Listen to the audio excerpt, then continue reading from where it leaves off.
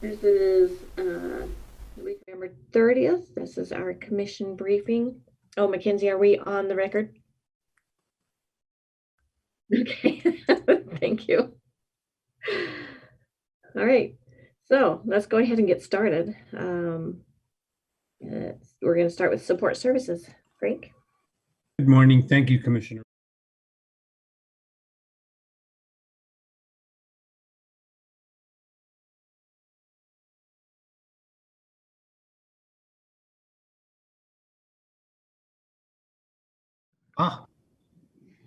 Invisible man. I'm here, I think now. There we go. Let me change this over a little bit. There we go. Hi. Good morning, everybody. Good morning.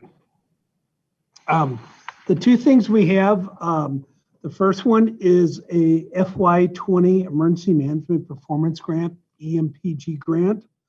We have the new one for next year. The dollar amount is pretty close to what it was last year. It's only $36 difference from the previous grant. So we're looking at $35,641 for this grant. This is a standard grant. We've had this grant since 2007.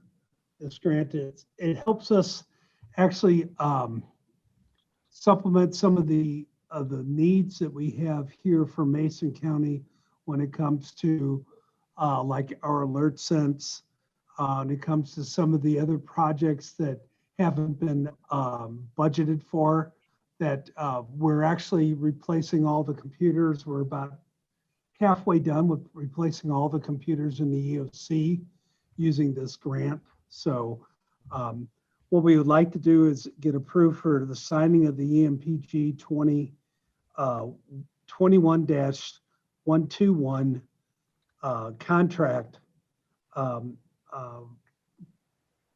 Assistant PA Tim Whitehead has already looked at it. I believe he has already signed off on one of them, and we're just going to be putting this hopefully at the next meeting, which would be on December the 8th, I believe. Yes, yep. December the 8th. We'd like to put it on for that to be approved. Good. I'm good. Okay. Thank you. Thanks. And the second one is this came to my attention kind of with all these other moving parts going on. The Mason County Parks 2021 field rate, rental rates. It's mandatory that it's a increase by the CPI, which CPI from June to June, which is one we would be using, is a 1.5% increase. So I provided each of you with a draft rate increase attachment for 2021, which does indicate a small increase. I mean, it's like, a couple bucks is what we're looking at here for the base hourly rate for use of the fields and the organized teams. We're leaving the two prior payment delinquency deposits. We're leaving all of that the same. Everything else will remain the same except for just the cost for use of the fields. We would like to get this in front of the actual board, your meeting also on December 8th, so we can get stuff set up for next year, because we already have people calling and wanting to schedule to have MCRA and Sand Hill and a couple other areas. So I believe they think that everything's going to be going on, and we're going to hopefully be able to keep going on and get everything back together. So sounds good to me. Yeah, excellent. Thank you. Thank you, guys. Thank you. Back to Frank. Oh, and congratulations. Thank you. Thank you. I had well, I didn't. That'd be literally impossible. I'm another great grandfather, so I now have another great granddaughter, Emma. She was born on Thanksgiving Day, 8 pounds, 2 ounces, 20 inches long.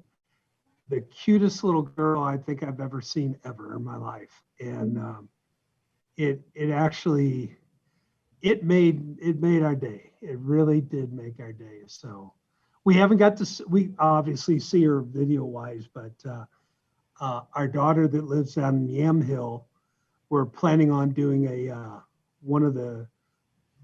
during a week kind of thing of all of us to meet down there for a lunch and then get to meet Emma. So yeah, pretty happy. Thank you, Sharon, for bringing that.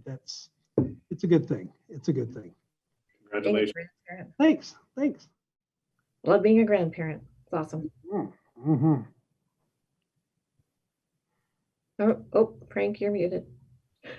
The great grandparents are even better. Yeah. Yep. Oh, funny story, just a quick sidelight. So I told my mom that she was a great grandmother, and she said, "Well, I know. I'm already a great grandmother." And it's like, oh, mom. That's good. Yeah. And that's all that we have. Thank you, commissioners. Well, that was quick and relatively painless. Yes. For a change. Something to think about if we can. I just noticed that, we used to use All Cities for all of our stuff when it came to our wages and stuff. And I noticed that the All Cities rate is lower than what we just are going to be putting on to agree for a resolution to increase the disposal rates at our drop boxes to increase by 2.1%, which is the CPI for the Olympia metropolitan area. We might want to consider All Cities for that as well. Just throwing it out there. Okay. Thank you. All right, anything else? Nope.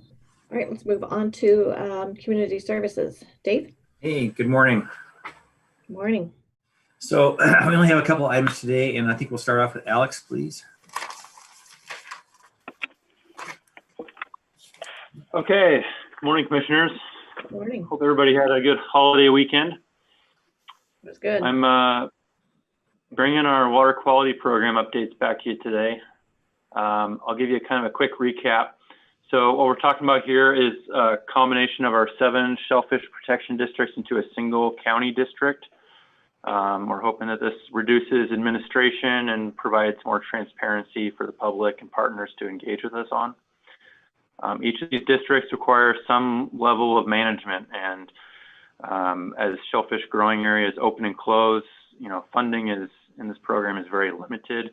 So it's just a strain and becomes difficult for myself and staff to manage as the funding comes and goes. So I think a single district would be more feasible for us to keep managed, and transparency for the public to stay engaged, and for our partners to avoid attending multiple meetings and repeating the same conversations. So I've been proposing this idea for about a year now. I mean, we've had some COVID, but we've also maintained some of those clean water district meetings with Oakland Bay. And so we've kind of continued this idea throughout the year. I haven't heard much concerns about it, pretty much nothing but support. So I'm bringing that conversation back up. In addition to this, we're also talking about an avenue of charging a service fee for the parcels that are within the Shellfish Protection District. Our past conversations seems like there was some commissioner support for this. I think, as you know, our program relies entirely on state and federal grant dollars, which leaves gaps in funding and the management of our water quality needs and staff more difficult.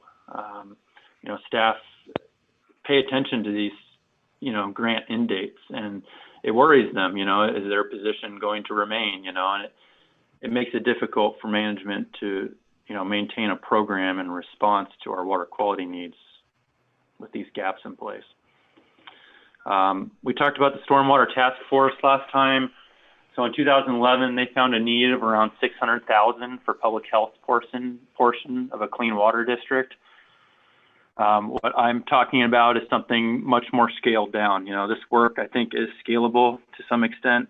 I think if we could find support for one FTE with some reliable local funding, it would be an awesome start to for expanding this program and doing more for our citizens. The task force did complete a survey. We talked about this last time. So there was just a few questions on there. They said, do you think it's important to pay to prevent pollution from happening? And 81% of the respondents said yes. They also asked who should be responsible for preventing water pollution. 84% said joint efforts. And I think that's what we're proposing here today. And this one thing that I've learned while working this program is, you know, it is a combination of all of our county partners, our tribes, our there's a lot of aspects and parties that go into maintaining clean water for Mason County. And I think that the single SPD district and committee that can, you know, be held to run it, I think provides that for people. So we could talk about the small parcel fee, or if you guys want to kind of piece this off, if you guys are talking about supporting the combination of the 7 districts, we could handle that initially.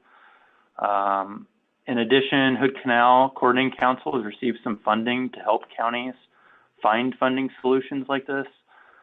They've offered this resource to Mason County, and they're wanting to know if either of you guys have any ideas on how you'd like to utilize this support. And I can help coordinate that with them. We could also bring them into a briefing to discuss ideas. I guess I'll kick it to you now for some feedback. Hey, Alex, no matter what, the two are connected. You can't separate the two, whether you're going to have a fee or a tax. And by putting them together, one of the reasons why is we had that lawsuit many years ago before I became a commissioner. State Supreme Court separated out because we weren't able to show benefit. If you're going to put any type of fee, you can't just put it over everything in general. And if we do put on a fee, which would have to be minute in my opinion, because like I said, to me, a fee is a tax. It's the same thing. It'd have to be able to have an assessment per area to be able to fix something if something bad did happen there. So with that being said, even if you put it together, you have to find a way to still keep them separate into zones to be able to benefit from both.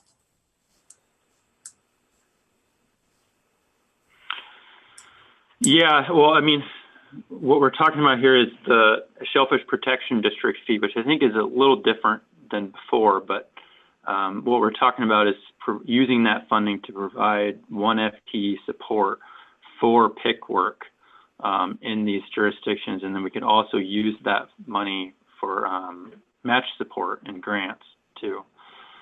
I understand what you're saying. What I'm saying is a little bit trying to think about how they could say that it's not, you know, in support of this.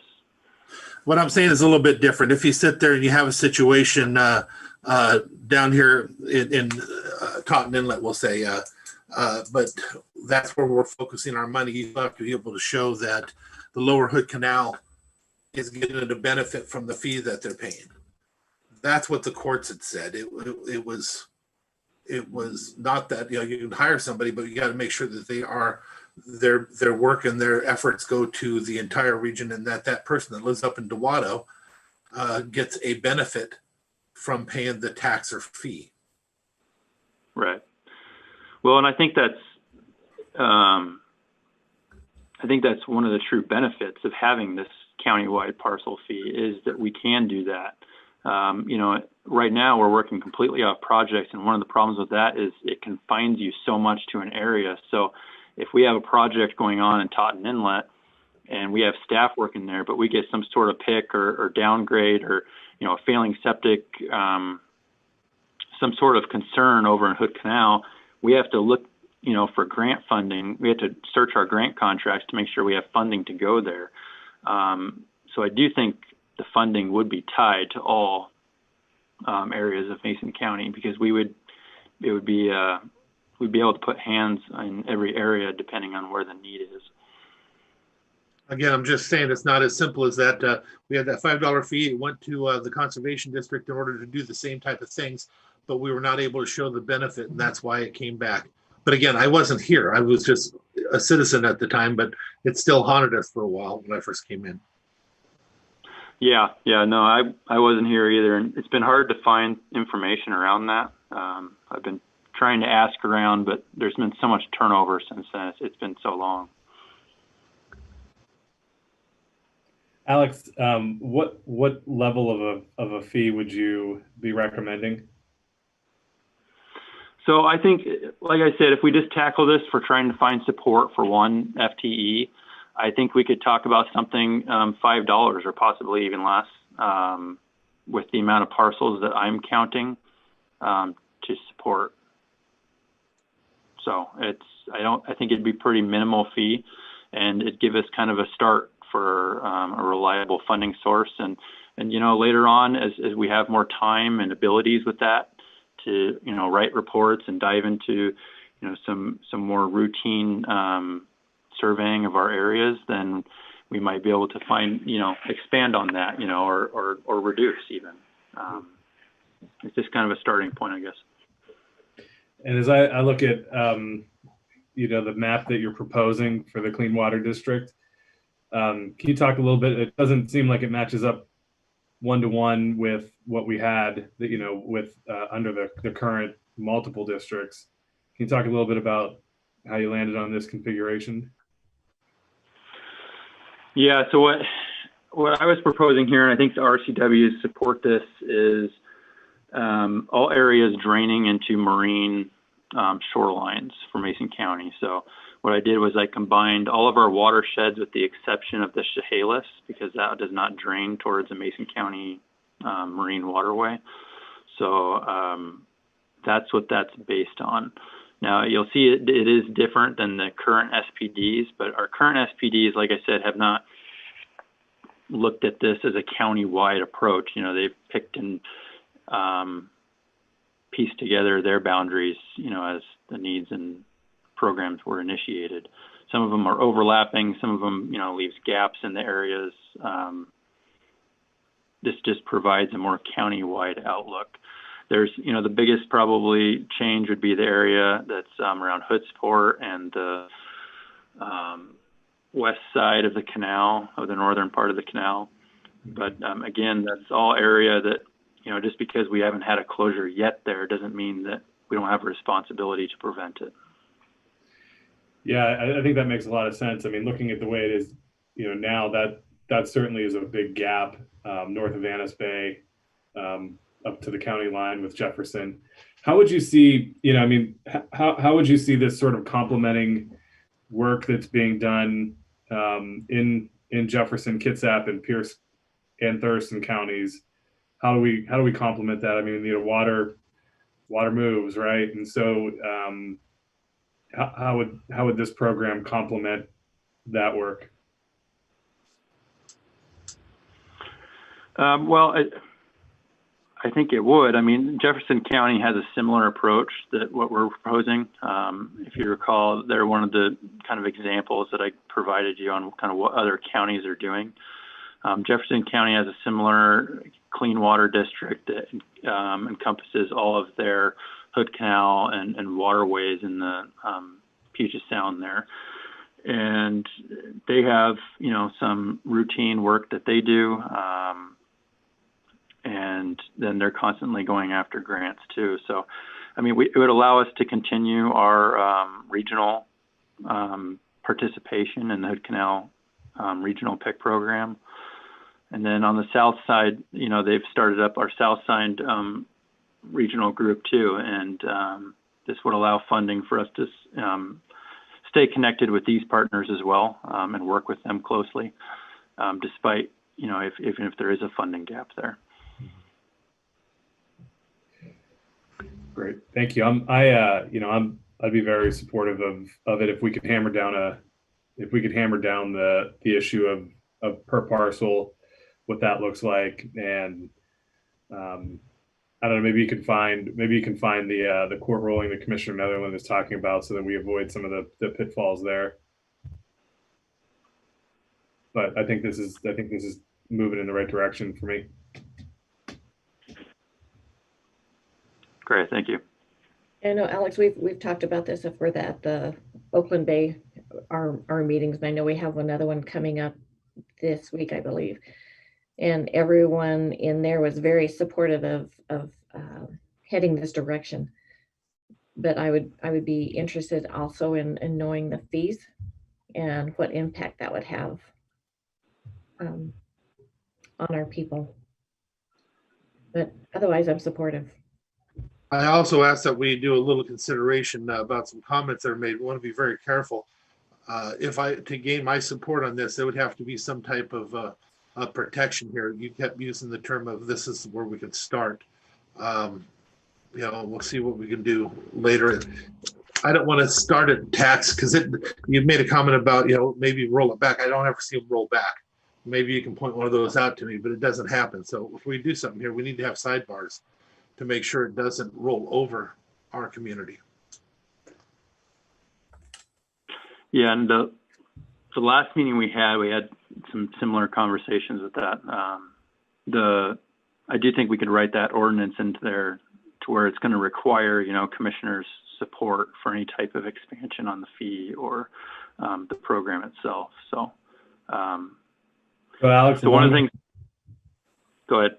I was going to say, along those lines, could you do a 5-year sunset and then a reauthorization?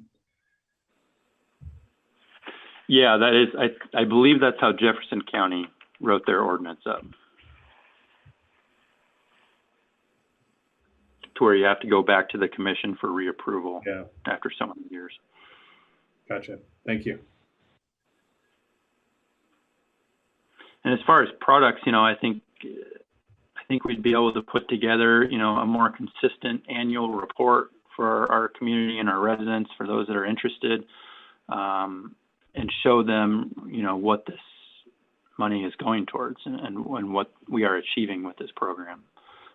Something that in the past, reports and kind of summaries of our county's water qualities has kind of come and gone. And I think we could be more consistent with that in reporting to the citizens on where we actually stand. I think we could be more consistent there if we had some more reliable funding sources. So in short, go ahead. Sorry, I keep cutting you off. I apologize for that. Do you have any ability to put an economic impact on a closure? What does that mean from an economic standpoint in the county, for many of the growers, or even from a recreational perspective? Yeah, I don't have that information off the top of my hand. They might have done some of that work with the task force. I haven't seen a lot of that, but I can dive into it and try to get some information from you. I mean, I'm sure it's there. I'm sure you could put a dollar amount to it. Our shellfish growers are throughout the county, and every time there is a downgrade, it is affecting their work and what they can do and how many employees they can, keep on hand. And so, yeah, there's definitely a relationship there. Gotcha. And I think I talked to Bill Dewey a year or so ago, and he has those numbers, so we can give Bill a call. Great. Any ideas for the Hood Canal Coordinating Council? They've stressed that they're willing to help with this. Is there, maybe a presentation that we could put together for you all, or I kind of feel like you all three of you kind of understand what our water quality program is and the different aspects of it, but we could kind of put it together, maybe a little presentation for you or in the public, anybody watching. Other than that, they've offered, some social marketing around this. Any ideas on how you guys might want to utilize them? Or is it something we just want to pass on for now, I guess? What's the amount again, Alex? The dollar amount that they're offering up? I forget. I believe it was around 30,000 that they had received. But Don't quote me on that. I may be wrong. Do you have a sense for what you think would be the most effective use of that? Well, I think if we could get to a point where we have a proposal, then we could use it for some public education and outreach. But I don't know if we're there yet. Well, maybe then it's, what does the money expire? I mean, does that when does it go away on their side? I believe that has the same end date as our regional PIC program, which would be December 2022. So they have some time. Okay. So I guess maybe my recommendation for the commission's consideration would be just table that for now. And we can pick up with them once you come back with some of the additional information that we've asked for today. That's just a thought. Maybe we can use some of that money for public outreach, like you mentioned. I'll also give Okay, so Kevin to ask it at his next meeting. Yeah. okay, so to recap, you guys want me to fine tune where we would be at with a fee, if that is the proposal, and then also dive into, I'll search again on trying to find that ruling and how that might affect this type of setup. Alex, you might want to give, maybe Tim Whitehead would have some information on the ruling, or at least be able to point you maybe in a good direction. Yep, I'll reach out to him. Thank you. Great work on this. I appreciate you sticking with it. Yeah, trying to. We've had a few setbacks this year, right? But we're trying. Thank you all. Just a few setbacks. Do appreciate your work on this, and I'll see you soon. Sounds good. Okay, and our next agenda item is Todd Parker. We may have briefed this last week, Todd, but let's go ahead and run through it again here.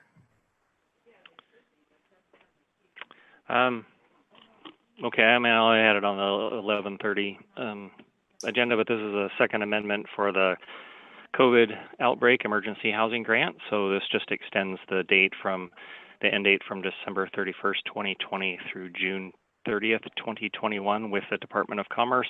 So there's no changes in funding and no change in the scope of work. So just to get your approval to sign the amendment on the December 8th action agenda. Works for me. Yeah. Supportive. Great. All right. Well, thank you. Thanks, Todd. Get that set up. Appreciate everything you're doing. Well, you got it. Okay, that concludes everything we have on our agenda, commissioners. We do next week have a hearing on the Chehalis Basin Partnership Amendment to RIA 22 and 23. So you'll be getting a staff report on that this week. The final language is out and approved. So I think you got that last week. So we'll get the staff report out to you. Sounds good. Great. Have anything for Dave? What's that? Oh, I was asking the others if they have anything for you. I do have one other thing I need to get with Commissioners Netherland and Schutte about the meeting I had with Ecology last week and go through the spreadsheet that I think I sent you at the end of, or the middle of last week, which was kind of the end of last week, around the rooftop water project. So, you know, Commissioner Netherland, if you're around here in a little bit, I'll swing over and we'll walk through that. Sounds good.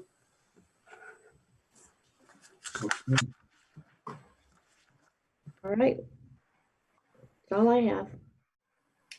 All right. Hey, thank you. Great. Thank you. All right, so it looks like we have a break until 10:30, unless we want to go ahead with commissioner discussion now. You want to break until 10:30? Well, if you have commissioner discussion, let's do it. I do not. Yeah, I don't have anything. I do not either. Is there any way, I understand that, you know, they probably can't start their other until they get the guests in. But is there any other stuff we can tackle a little bit earlier? I don't think so. I think that every item that they had somebody to join. I do see Patsy on here. Patsy, did you have anything, or Patty McGuire? No, I'm here just to observe and listen to your wonderful voices. You are funny. Yeah, and me too. All righty, well, let's take a break until 10:30. Well, they have, it looks like they have some things scheduled that they have on here from 11:45 to noon. Yeah, that's what I was looking at, and I was wondering. Maybe we just get them in at 10:15. Okay. 15 to 10:30. Again, I'm trying to shorten it up so I can be here for the other interviews. Yeah. Mackenzie, can you get a hold of Loretta and see if we can do some of their agenda items?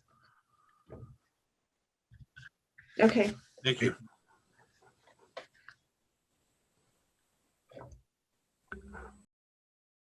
Loretta, are you ready to get going on this? We are ready to rumble. Good morning. Okay, Mackenzie, are we on? All right. Well, listen, welcome to the Public Works portion. Loretta, take it away. Okay, good morning, commissioners. This morning we're going to reverse quickly and start first with the briefing and discussion items, and then we'll follow up with our workshop items at 10:30. So thanks for letting us get rolling early. Thank you. First up is the HVAC control upgrade for our public works facilities. And commissioners, we discussed this, I don't know, about, well over a month ago, I guess. And at that time you requested, we were requesting authorization to procure bids. And Kelly, through her great work and research and collaboration with Kelly Frazier, found that we are able to piggyback on a master intergovernmental cooperative purchasing agreement. And this works out great because it really is there's only basically one provider that would be able to do this work anyway. So the bidding process has already been handled for us, and it is what we expected in terms of estimated cost. And we're at this time requesting that we be able to proceed with executing this contract and upgrading the controls for our public works facility. And attached, you'll see what the scope of services is and the estimated and the cost or the bid for this work. Commissioners, do you have questions about what it is that we're doing here, and any questions about the scope of this project? I don't have any questions. I think that there's a lot of people that will be very grateful that this is getting fixed. I think Ross's was 58 degrees or something like that one morning, maybe colder. Oh, yeah, kind of icicle temperature. And that's the thing. It's just been very difficult, if not impossible, to control. And then on the flip side, we've got our shop and operations building that they're roasting. Well, and in here as well. So just we'll be able to have much better control. And as noted in the summary, we'll be able to cut down on our service costs as well. So we'll be able to pay this back over a period of time. So this will be the best way to control hot air. Well, I don't know about the best way, but not all hot air. We'll work on that too. Yeah, Mike says no comment.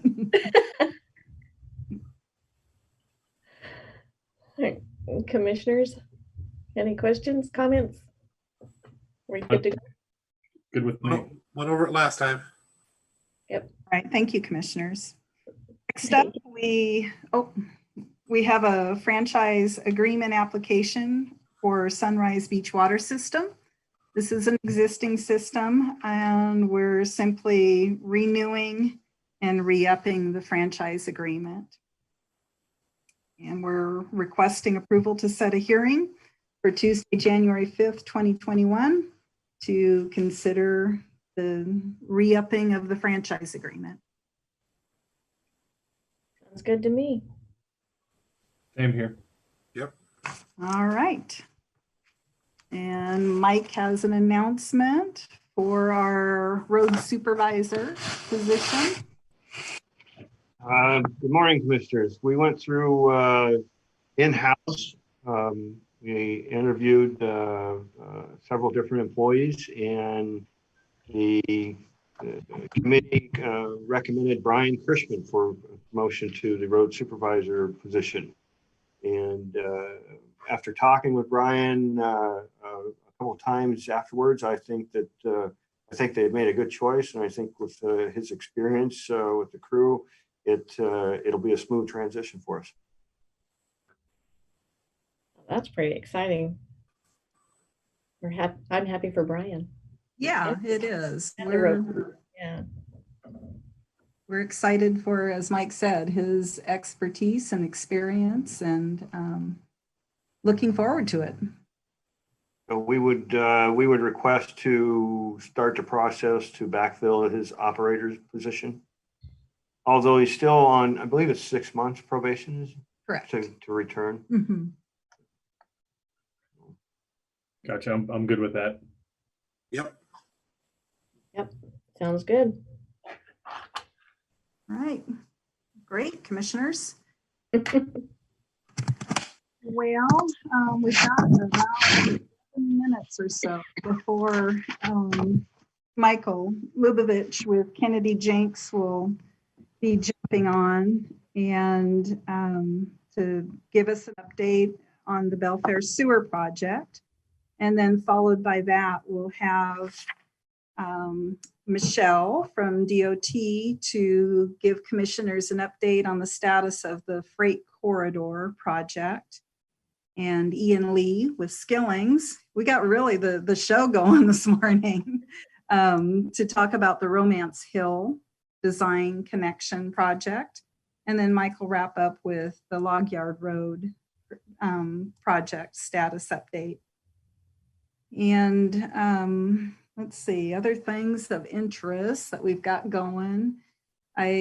Richard and crew and Bob are doing some maintenance work up at the Belfair wastewater facility that will improve our test results, our daily monitoring reports. So that's exciting, and we're looking forward to that work. And actually, before year end, I really need to round up just a summary of all of the improvements to the Belfair wastewater facility that Richard and his team have made happen. And commissioners, a thank you to you for your support in those expenditures and being forward thinking about making those investments in the facility, because it's really paying off. And in terms of our permit compliance and just efficiency and cost of operations. And we're grateful for that work. And I'm super grateful for Richard and Bob and our wastewater operators team's efforts. It's been good stuff. Very good to hear. Yes. Mike, any other quickie updates on? Just our main focus engineering wise is we're trying to develop a set of plans for the Scope Valley, do that ecology block wall, and some other maintenance to try to improve and lessen the amount of flooding we have there in the dip area. So we're at the point where we have a good design We just got to get stuff drafted up and get a permit for it, and we'll kind of come back to the board and show and tell a little bit of that, what we're processing this. So if you have any questions from the public, you'll have that information ahead of time. Sounds good. One last update, commissioners. We did check in with local programs on the status of the rail grant application that was submitted for Lynch Road and Cole primarily and Lynch secondarily.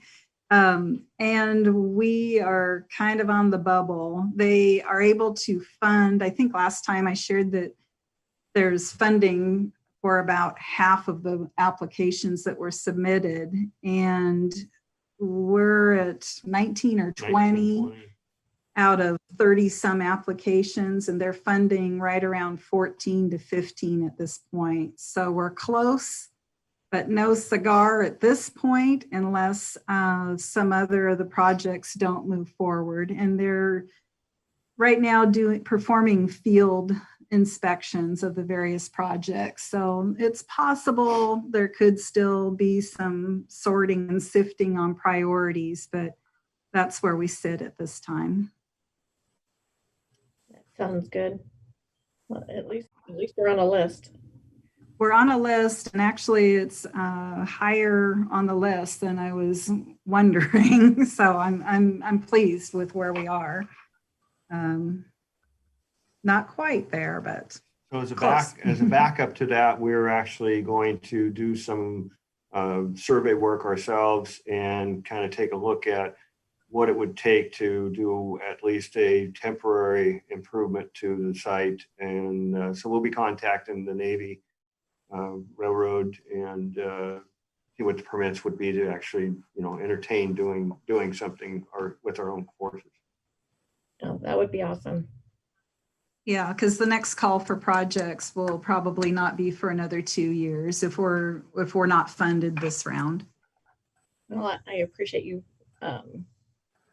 reaching out further, going the extra mile, I guess. I think that those of us that drive that road no, yeah, it's a when cars slow down to about 10 miles an hour to get over it, could have some issues. There's two different techniques though, Commissioner. We've seen the slow down to 10 miles an hour, or if we take it faster, it'll smooth out the bumps. Yeah. We're thinking about putting those, anytime people ask for speed bumps around, we're going to put a railroad crossing. There you go. That's an idea. All right. Well, it looks like we've got Michael on. All right, great. Yes, good morning. Good morning. Morning, Michael. So would you like me to just take it away? I guess I can certainly share my screen. We can talk about the project. Absolutely. All right. I guess for the record, my name is Michael Lubovich. I am a project manager for Kennedy-Jenks, working on the Belfair sewer extension project. And I'm going to share my screen, present some information regarding the update for this project. Can you all see what I have here? Yes. Okay, make this. So, quick overview. It's been a while since we've chatted about this project, but so we are currently in the final design phase of the sewer extension project. This is a combination. This project has a couple elements. It started off with, we called it Project 1, which was a general sewer plan and the preliminary design for the sewer extension project. We are currently, in terms of the sewer plan portion of the project, we are preparing the draft for submission to ecology. It'll be submitted to ecology after the first of the year. So we are working on the capital improvement planning portion of that project now, which identifies projects such as this which would be recommended for the next planning horizon. So that's where we are with that. That's currently with coordination. We have a coordination call with ecology coming up in about a week, where we'll be discussing the plans for the general sewer plan, the progress on the general sewer plan. So this presentation here is just to really discuss, or to provide an update of where we are and where we've landed with the design elements for the sewer extension. So as you recall, in coordination with the freight corridor project by WSDOT, there's opportunity to expand sewer where there's areas for future growth and near term horizon growth. So this project has taken a couple different looked at a couple different options, and what we ended up identifying as the preferred option was really extending via the existing collection system. So what I'm showing here is a map which shows three different colors of infrastructure. There's the I guess kind of the outline. The outline in red here is what we're calling essentially phase one, which would be an extension of the existing collection system from where about that McDonald's is roughly off of SR3, and extending the sewer up through what's currently now just frontage roads, or just kind of more of a dirt road where there's a water line that follows this route. And so paralleling the water line deviates here just to get away from the tank and the well, but it continues on and then up to the commercially zoned area. So that's project one, and it includes about 8,000 linear feet of gravity pipe, about 650 linear feet of force main, and then a sewer lift station near the northern portion of this. Phase two would be an extension through or beyond the county line into the city of Bremerton. Phase two is not included in these design plans, but would occur when growth is beginning to develop in this Puget Sound Industrial Center.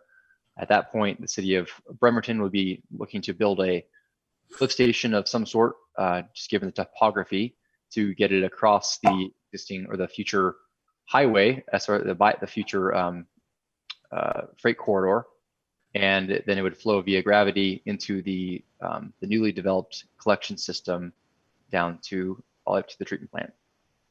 What we're showing here is a phase three, which would be at some point in the future, depending on how growth develops, the different businesses served, and just the flow and loads wastewater flow and loads coming from those areas.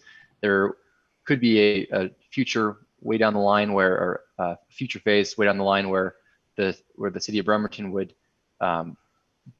build a new force main that would discharge collection system flows directly to the treatment plant and not flowing through the collection system. But that is a future phase, which is also not part of this project. But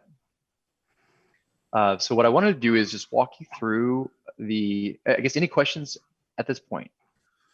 Yeah, I don't see anything about going across the road into the other side of Highway 3 where we actually have customers up on top. And I'd like to know, about any conversations we're having for ULIDs. So in terms of, the customers, I think you were referring to, here. So we looked at this area, and at one point we actually had the pump station located on this side of the property, or on this side of the highway.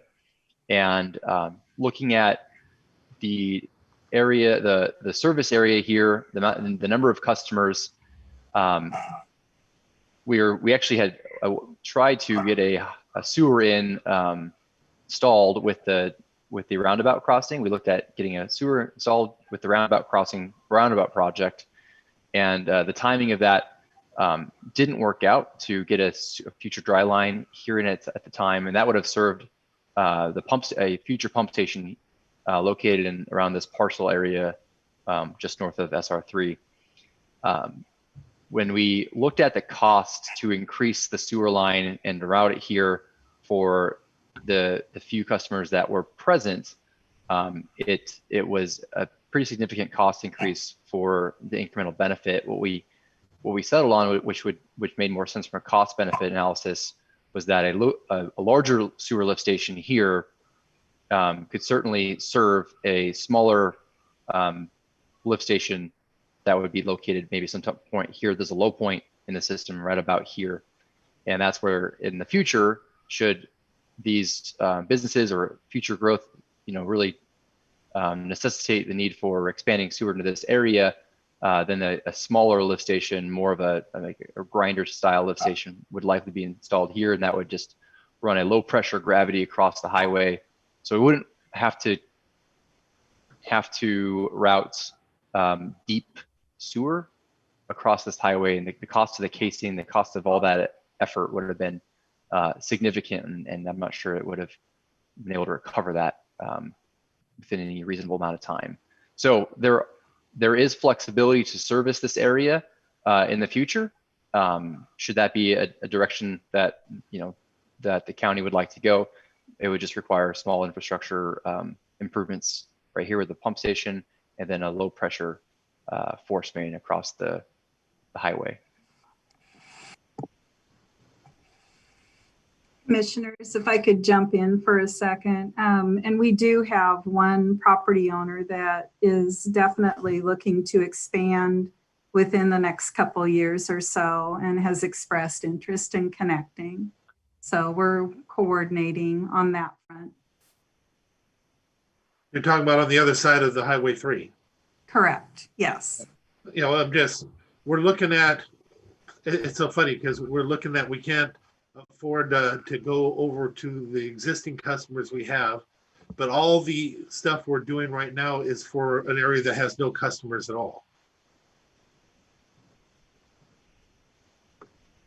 The places down on the bottom will be able to hook up right now what's existing and their own investment.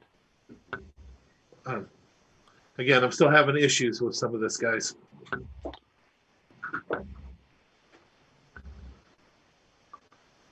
So Loretta, I mean, part of the general sewer plan and the capital improvements that are identified there would look at these improvements, such as a pump station here, Yes. Pump station somewhere in this area, extension of gravity, and the timing of those is what needs to be determined, and that's really dependent on growth and of course just the drive to make these connections happen. This is ultimately I do believe this is the right infrastructure. And if the pump station and the right infrastructure would include in the future, of course, a smaller lift station here with a small gravity, carrying gravity across this highway from a cost standpoint isn't the most beneficial. But however, running a pump station here and a force main here, and that could certainly be included in the near-term projects if that is timing wise that makes sense for the county. Do you have a cost, ballpark cost on that? And Loretta, maybe you could speak to maybe the timeline, in the just ballpark timeline that you've been coordinating conversation with that side of the road. Sure. My understanding was that they're about 2 years out. So our project certainly could be in place at the time that property owner is looking to expand. And then Michael, how about cost? Ballpark. Yeah, definitely ballpark here. But I would, just in terms of the cost estimating for a crossing such as this, we're probably looking somewhere between a $500,000 to $1 million. This is a trenchless crossing. We can't just open cut this highway anymore, or couldn't cut this open cut this highway. So we're looking at a trenchless crossing, and that's probably on the order of, like I said, $500,000 to $1 million. And then the pump station improvements itself would be fairly minor, since this is not a recently developed road and property. So probably another $500,000 is a ballpark. Mm-hmm. And I guess, one of the other questions is kind of, along the lines of what I guess Commissioner Netherland is insinuating, and we do have projects that are going through the permitting process. I guess on that east side of 3, along the route of phase 1. What is our plan to be able to get this done so that we can meet that need as they continue through the permitting process and line up our infrastructure planning with their development planning? So Michael and our team have been coordinating with the engineers for folks that are proposing to develop, not only here, but down along Romance Hill, along Old B, in various locations, to talk about our project schedule, what the design's looking like, and make sure that we're on track schedule-wise with what their project schedule is as well. So Richard, maybe you could speak a little bit more about some of the contacts you've had. And then Michael, if you could jump in. I know you've been closely coordinating with the engineering team of various developers as well. Yeah, I've had a few contacts, and mostly I've been referring them to Michael, to tell you the truth. But most of my contacts have been for that first phase 1 area property, the multifamily and the housing, the single family housing developments. And we've kept in close contact with them. And like I said, when we get to difficult, more technical questions, I've just referred them on to our engineering consultants. Yeah, so I guess I could take it from here. So in terms of what I understand the timing of some of these developments to be is breaking ground as early as this coming summer. Our project isn't, the critical path for our project is going to be permitting, and mostly it's the Navy permit for this crossing here. So in terms of getting a biddable set out on the street that's fully permitted, we're being told that this Navy crossing could take as long as up to a year to process that permit. So that's going to be probably one of the most significant potential delays, just in terms of getting this out to bid. The other one would be via Department of Ecology, which is one of the reasons we have a call next week to discuss just the progress of the general sewer plan with them. But they're going to want to see the general sewer plan and probably have it approved before this project can break ground. So those are the two main time schedule delays or schedule impacts that we foresee to get this project out. So assuming all that, if we takes a year, then of course we're looking at breaking ground in the spring of 22. But we're hoping that we can get some of that review expedited and keep the project moving at a more aggressive pace than that.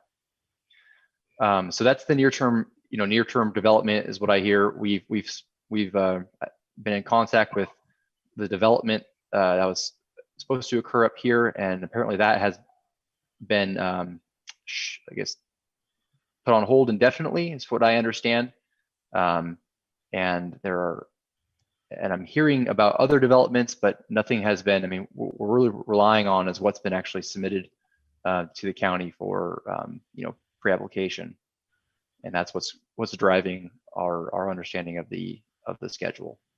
Yeah, I just on the timeline there, Michael. My understanding was that they were looking at for the single family and multifamily a spring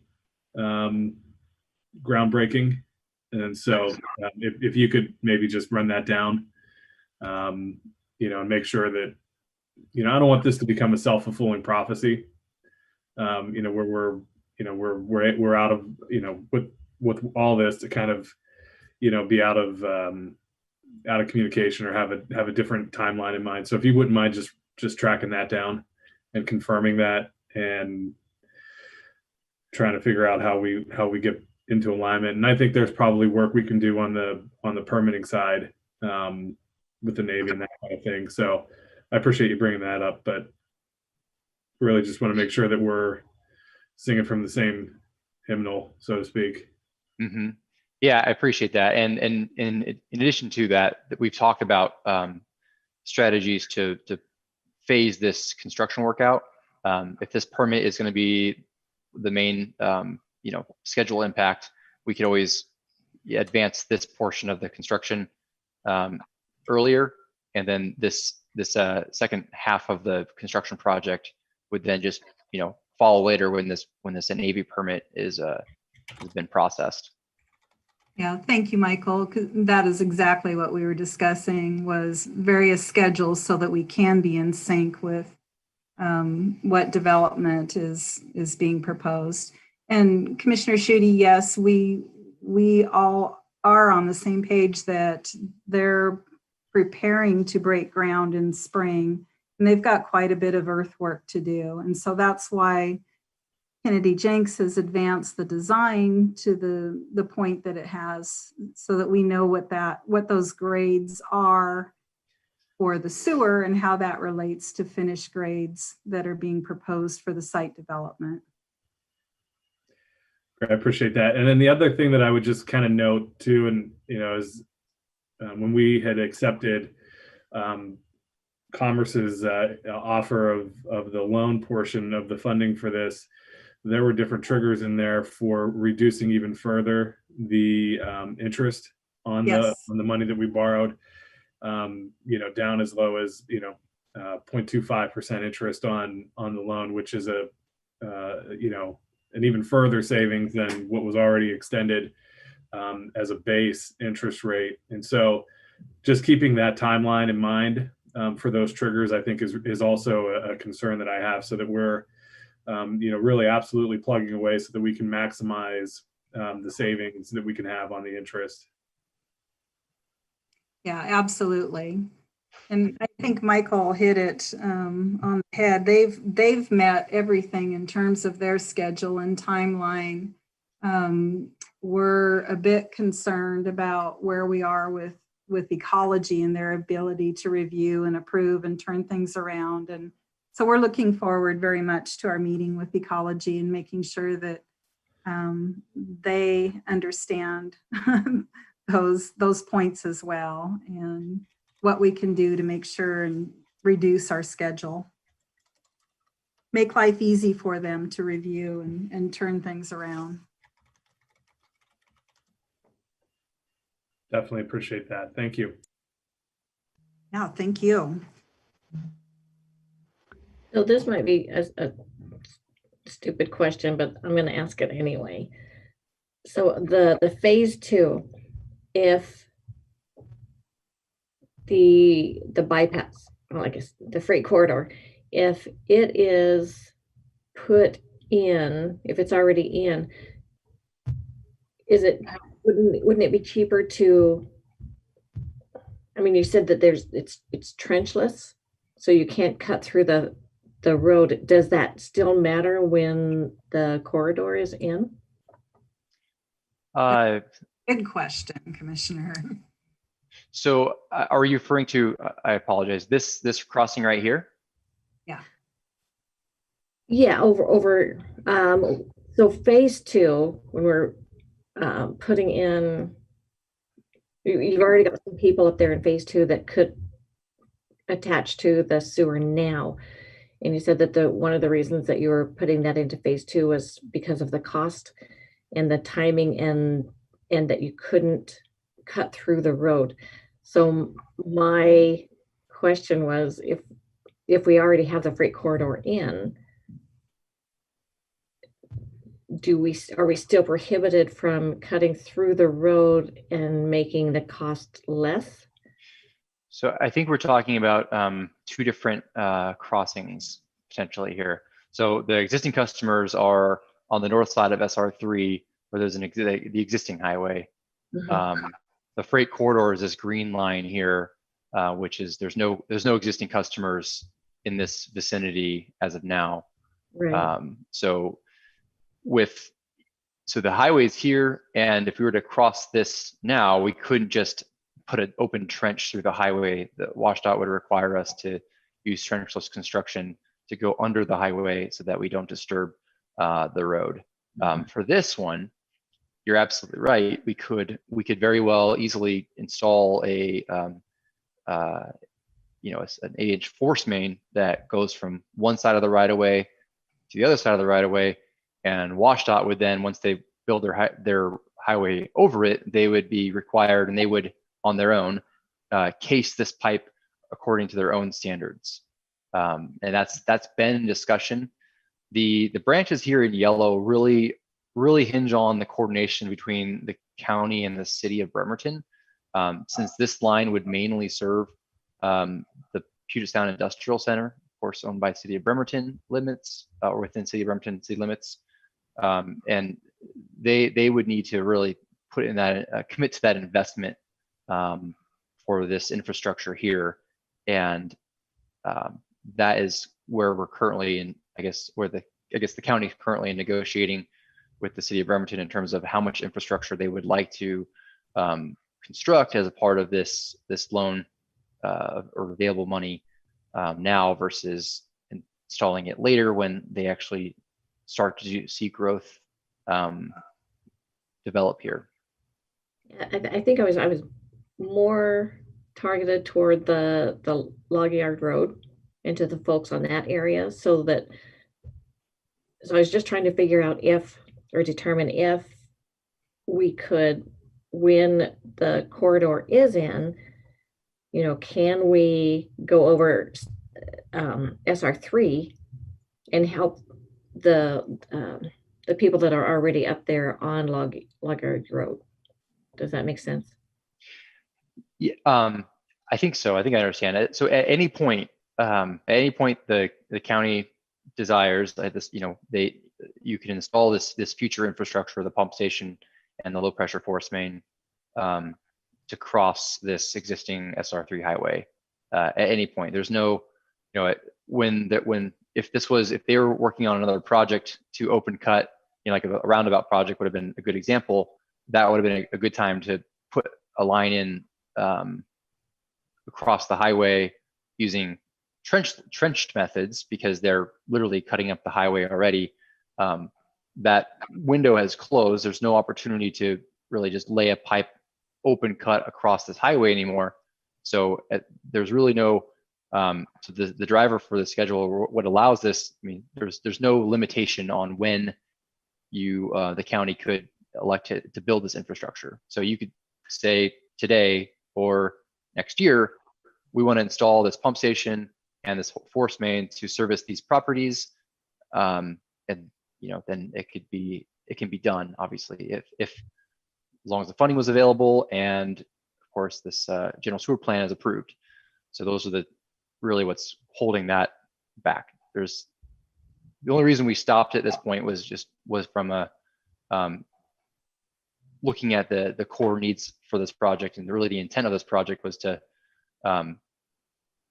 extend line up to the Puget Sound Industrial Center, and that was one of the main drivers for this project, which this satisfies. This gets it to where the City of Bremerton can say, okay, I can easily connect into this collection system. In addition, this also serves areas that are slated for growth. All right, that works. Thank you. Hey, Michael, one of the things that we should gather for commissioners, and I apologize, commissioners, we didn't have that today, would be the cost to provide service to those properties on the west and north side, the existing properties of SR3, and how many ERUs we would be picking up. So you could see what that benefit cost ratio is, and apologies that we don't have that for you today. We'll get that to you shortly.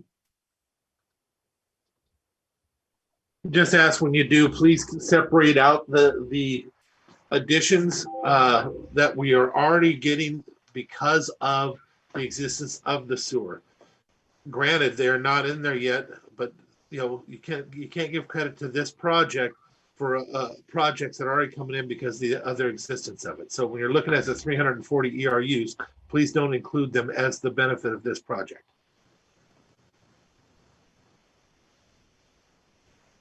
Why wouldn't you, Commissioner? Because that is the benefit of the old project, because that is literally right off of the old project's hookups. And anybody that was going to be hooking up there would be hooking up would be building the infrastructure themselves to hook up to that line right there by McDonald's. These both of the developments are right there off of that line, not off of this extension unless we take it and run it through directly for them. They're already scheduled to hook up. I'm not sure I completely agree with that. I mean, it's not an issue I'm going to make at this point. I think it's, but I'm not necessarily sure I agree with that, but we keep moving.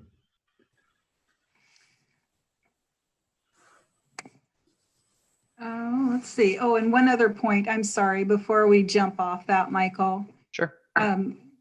If we could go back to the freight corridor crossing and City of Bremerton discussions we've had with Bremerton. So far, they have stated, so the planning is for all of the future phases. They are absolutely, totally on board on that. But they are recommending and wanting to delay construction, for example, of that crossing and that leg that connects into the purple until a future phase, which Michael has shown here as phase 2. And the reason being is that they figure that development is far out enough on their side that it would not be worth investing or putting that expensive infrastructure in the ground at this time. So they've already looked at, because we said, all right, maybe it makes sense to go ahead and get that crossing in place now. And Bremerton felt, no, that's a fairly simple crossing, and really we don't need to have that pipe and that lift station all in the ground sitting there for 10 or so years before we're making use of it. So Commissioner Trask, good question. I mean, anywhere we could think about savings and making those crossings ahead of the freight corridor, we've been looking at that. Great, thank you. Mm-hmm. All right, Michael. Okay, I was just going to go over kind of where we are currently in the design. So similar to that graphic I showed before, this is the outline of the project area. So I'm going to hone in a couple of our design sheets. This is the crossing here, and this is the lift station. The rest of these are gravity and pressure main drawings, and they're maybe not as exciting as these two here. So I was going to just discuss those in a little bit more detail. So, as I discussed before, one of the challenges is of course this crossing under the railroad. What makes it a little bit more challenging is that it's also the low point between a couple ridges.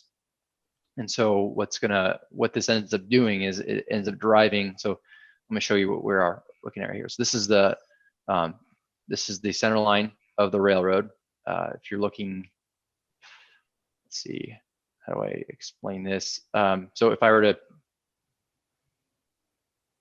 zoom into the crossing,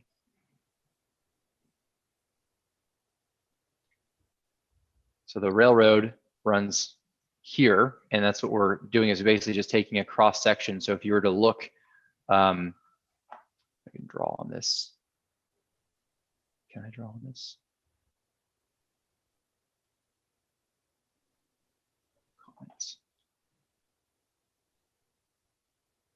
Commissioner, Michael's grabbing that. You're familiar with where the water line maybe crossed under the Navy rail to go up to serve the new MTA center?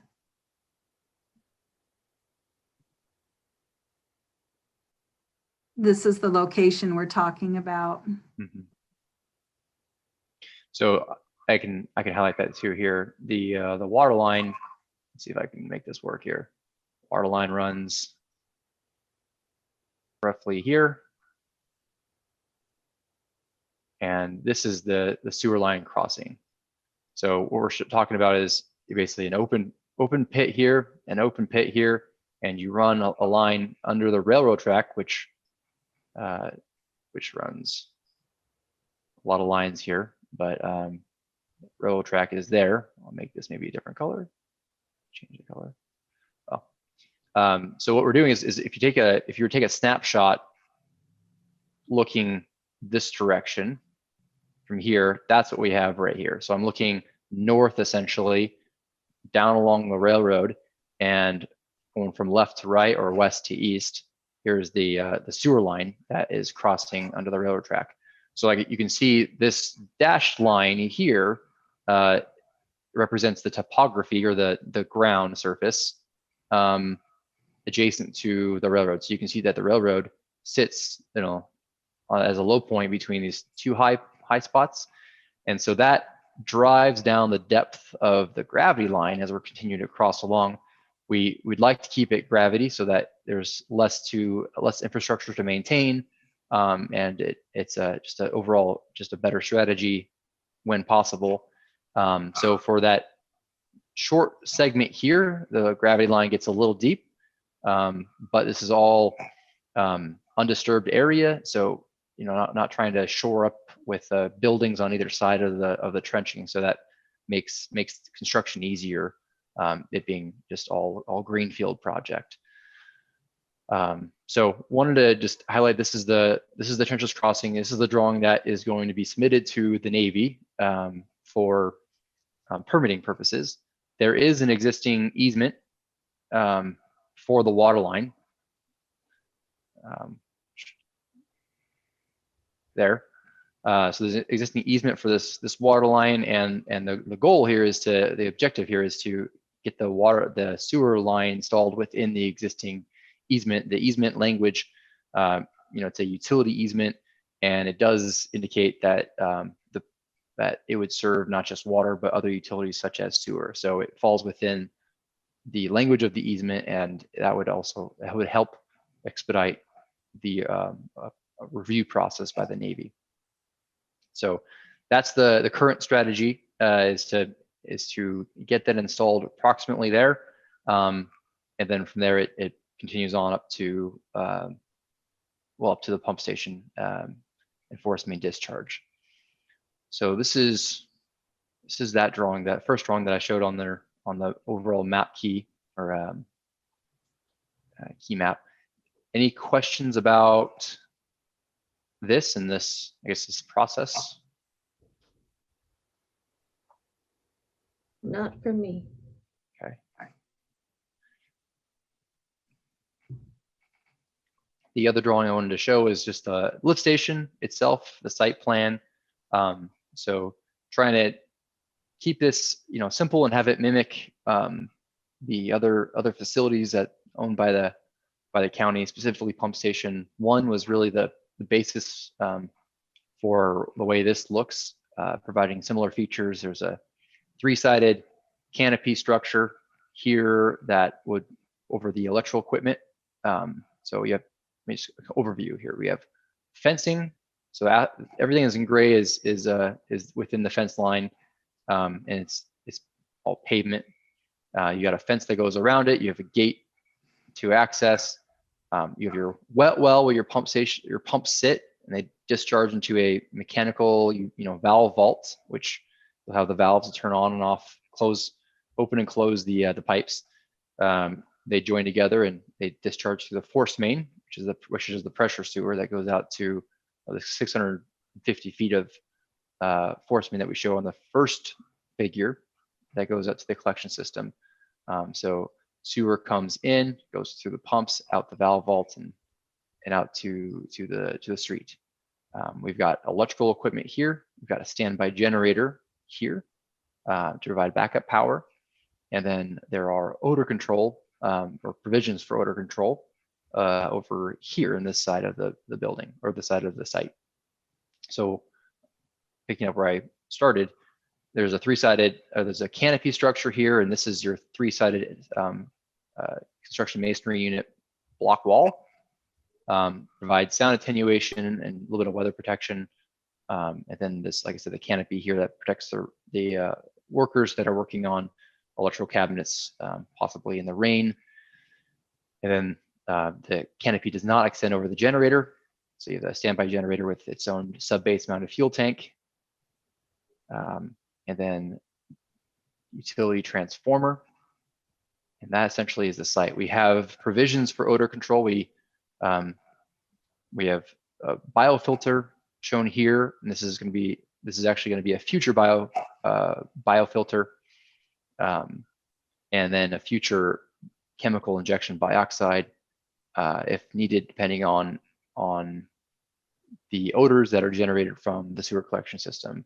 Some of the challenges with a new lift station like this, unlike the other lift stations that were installed, where there were customers, there's no current customers here serving this lift station. So as development occurs and as growth is generated in this area, you'll go from essentially zero flow to some number of sewer, volume coming into the pump station. And so given that that gradual increase of sewer connections and flow generated from the collection system, there's just potential for odors to be an issue in the early stages when the flow is low, and which is why we have this area here designated to provide odor control if required. So if the odors do become a concern, then a small chemical injection system can be installed here, tank and a little chemical skid that would feed chemical into the wet well, similar to that you have at pump station 1. Any questions about the pump station site? A real quick one. So we have the equipment in, how, and we want to use it, obviously, but how long does the equipment last? I mean, do you have to upgrade it when we get more customers? Kind of see where I'm heading. I do. Yes. So there is, so the lift station here, there is no, we've designed this lift station or designing this lift station to handle now to build out capacity of the area. So we're looking at a couple 100 gallons a minute at build out. And so these pumps would be able to handle that entire range. How long they last, would be, I mean, mechanical equipment is anticipated to last between 15 to 25 years, depending on what it is and how it's maintained and operated. So I think that we're looking at a minimum of 15-year life for these pumps. But I've certainly been inside of lift stations like this that have pumps that have lasted 40 years. So it all just depends on how often it's exercised, the type of sewer that you accept down here. If there's rocks and chunks like that, that'll wear out the pumps faster than more soft debris that might come in. Gotcha. And so we just have to make sure that Richard's folks are maintaining it properly. Right, Richard? That's right. I have no doubt, but. Yeah, and in the meantime, before the first drop of sewage is received, this would be set up in a way where you'd have clean water in here and configured in a way where you can run the pump. You can cycle the pumps, from a maintenance standpoint, just to keep them ready, keep them ready to go. You'd exercise them with clean water up until the point where you finally get sewer coming in. You wouldn't just leave them dry for multiple years if it did take that long. But I think that's what we're hearing in terms of at least from the park and ride. And I mean, that's obviously it's in construction and that's going to be a source of sewer into the wet well, to the pump station. Gotcha. So it's good to exercise not just us, but our pumps as well. Nothing like sitting idle. All right, thank you.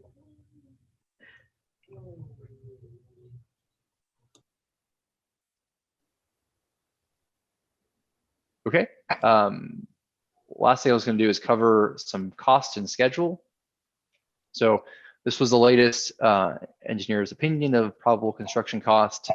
It was developed at the 30% setup, 30% submittal that we provided back in October. So this is where the current project currently stands. I wanted to just explain this really quick. So we have our general description, general project elements. So we have the lift station, the force main, the gravity sewer as a whole, and then we separate out the trenchless crossing, which is in this case going to be they will install a casing that they'll run the gravity sewer within. So then these total based on materials, installation costs, and equipment, and then the subcontractor, specialty subcontractor costs here. Then you get it from that, you generate a total. And then in the construction world, there are just general markups that we would anticipate from this base cost. So we would have Division 1 costs would be mobilization, demobilization, legal costs, contract setup, and we provide an allowance for that. We have contractor overhead or contractor markup subs, contractor overhead and profit markup. So usually contracts allow 10% markup of subcontractors, and so always an allowance for them to make money because that's how they stay in business. And then there we have our construction contingency cost. And at this stage of the game, 30% design, 30% contingency is an appropriate number to use. And this includes things that we just haven't gone into the level of detail, things that we aren't yet included in design plans that we can't cost out, but we know there will be such things included in the design and that will be required for construction. So can't capture everything at this early in the game, so we provide a contingency. This comes down as the design progresses, and more and additional stuff is included, items are included in these base costs. There's a midpoint of escalation of from the midpoint of construction, which basically accounts for inflation over the next 2-3 years, depending how long we anticipate when the construction completion will occur. There's sales tax, of course, that gives us a number, we round it, and then we have this estimate accuracy. So there is a guideline, AACE guideline on how what accuracy ranges you apply to cost estimates. This number, as much as we would love to say, this is how much your project will cost, there are other influences that we cannot predict, such as just the market itself, cost of steel that could go up or down. And so there's a number of other influences there. And so we apply an accuracy range and say, so this is your base cost, $6.5 million. But for planning purposes, it could really be anywhere between plus 30%, which is 8.4, or minus 15%, which is 5.5. And as the design progresses and we get closer from 30%, 60%, 90%, and final, these ranges go down. I think they ultimately end at plus 10, minus 5. I've seen them as low as plus 5, minus 5. But this is really a tool for budgeting appropriately. If you were to bank on this number and then think that you've got an extra, $2.5 million that you have available to spend, and you start designing other improvements, and then you get to the construction bid and it ends up being closer to this number, then you've eaten up that allowable budget that you may have thought you had available to you. So for planning purposes, we provide this, and this is usually a good number to be prepared to spend if it comes down to it. And that again hinges on the bid itself. Any questions on the cost estimate? So I know that lumber has gone up during this virus. Do we anticipate iron or anything else going up? You know, in general, I mean, there's a lot of things that have been challenged because of COVID. Manufacturing itself, and there's been delays in manufacturing. There's been limited productivity. It's been reduced productivity from manufacturing facilities, which generally means then that equipment costs are going to be going up. So I guess it all really depends on what the status of the industry is when this gets bid. So if that's this summer, then, you know, if manufacturing has gone back to regular production, I would expect some efficiencies would have come out of that from all the effort that folks have been putting through because of COVID measures. So it's really hard to predict, but we can definitely, what we do is we track what's been trending, and we update our costs based on the current trends. Gotcha. Thank you. You're welcome.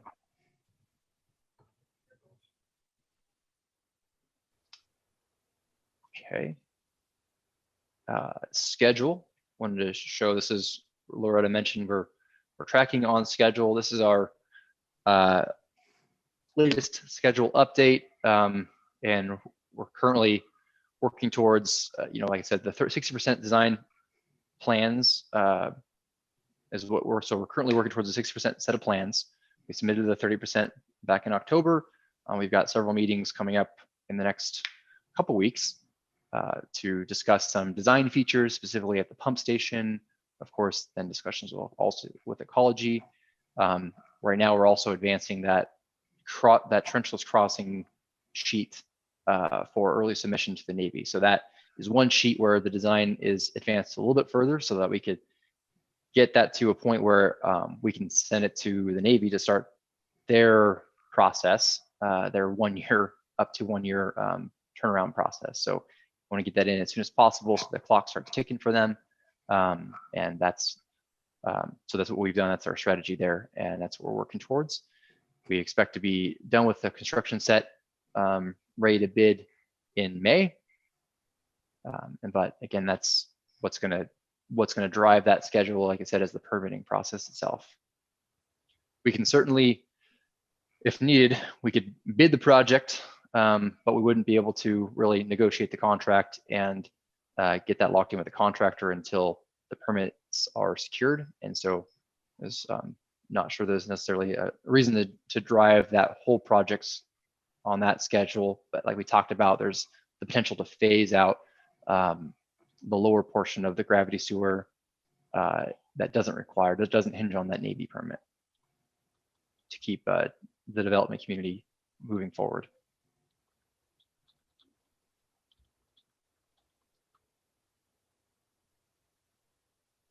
And that is the end of, that's the last page I have. Well, I think it's an excellent presentation. Thank you. Welcome.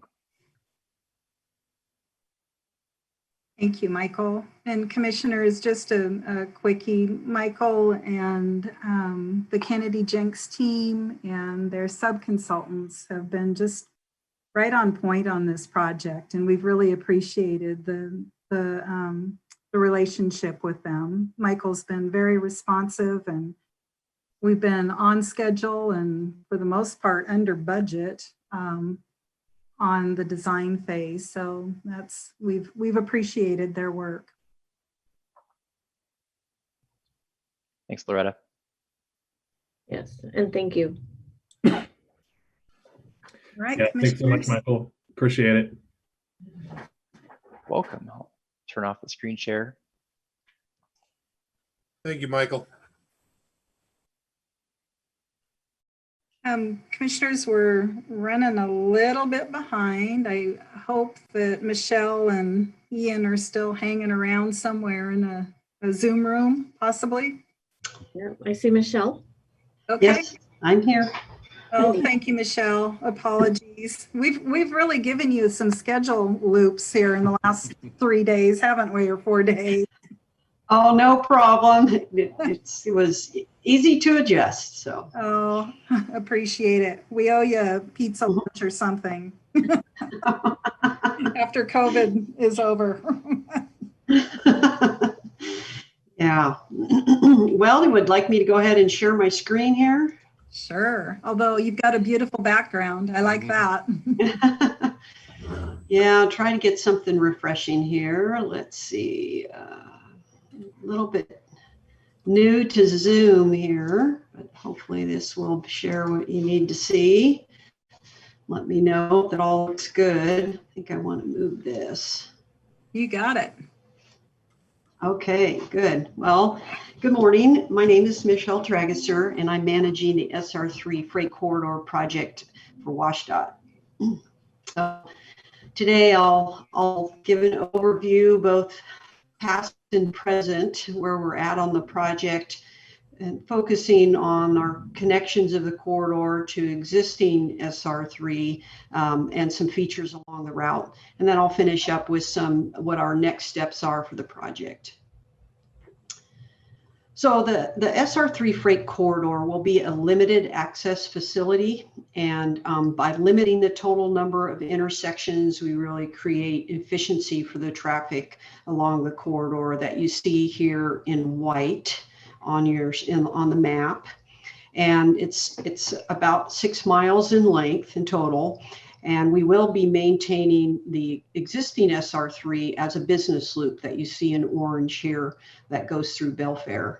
So the Freight Corridor project, reduces the travel time from, south of Belfair here between there and Bremerton. And by, creating another route here, we also reduce the congestion and the travel time through Belfair and into Belfair. So there are 4 connections for the freight corridor. So we have the 2 end connections, the one here north of Belfair at Lake Flora Road, and the one at the south end where SR 302 comes into SR3 as now. And then, Mason, there's some county connections. So a connection from extension of Log Yard Road here near the north end, and about midway down would be extension of Romance Hill Road. Then I'll also talk a little bit about the decisions and where we're at as the main line goes through Alta Brook neighborhood.